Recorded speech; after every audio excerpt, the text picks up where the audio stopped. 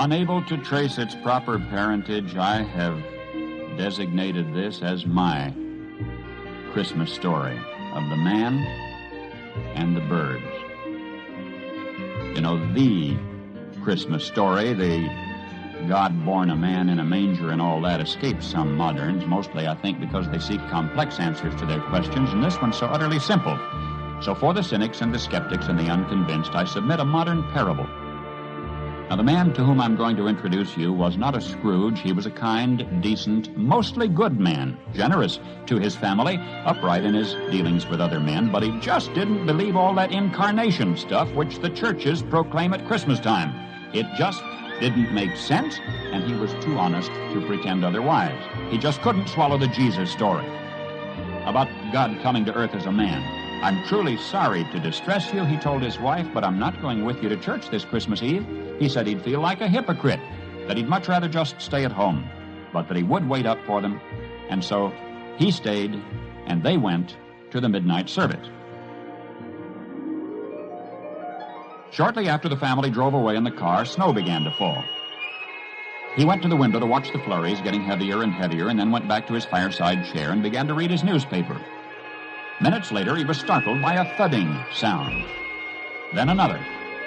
And then another, sort of a thump or a thud. At first, he thought someone must be throwing snowballs against his living room window, but when he went to the front door to investigate, he found a flock of birds huddled miserably in the snow. They'd been caught in the storm, and in a desperate search for shelter, had tried to fly through his large landscape window. Well, he couldn't let the poor creatures lie there and freeze, so he remembered the barn where his children stabled their pony. That would provide a warm shelter if he could direct the birds to it. Quickly, he put on a coat, galoshes, tramped through the deepening snow to the barn. He opened the doors wide and turned on a light. But the birds did not come in. He figured food would entice them in. So he hurried back to the house, fetched breadcrumbs, sprinkled them on the snow, making a trail to the yellow-lighted, wide-open doorway of the stable. But to his dismay, the birds ignored the breadcrumbs and continued to flop around helplessly in the snow. He tried catching them.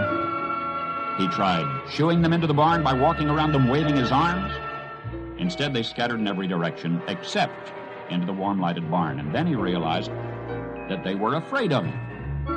To them, he reasoned, "I am a strange and terrifying creature. If only I could think of some way to let them know that they can trust me, that I'm not trying to hurt them, but to help them. But how? Because any move he made tended to frighten them, confuse them. They just would not follow. They would not be led or shooed because they feared him. If only I could be a bird," he thought to himself, "and mingle with them and speak their language. Then I could tell them not to be afraid. Then I could show them the way to the safe, warm..."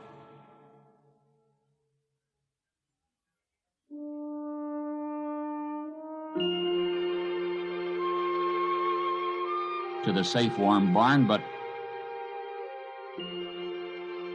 I would have to be one of them so they could see and hear and understand.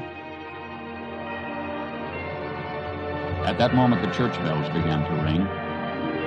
The sound reached his ears above the sounds of the wind, and he stood there listening to the bells, Adeste Fideles, listening to the bells, pealing the glad tidings of Christmas, and he sank to his knees in the snow.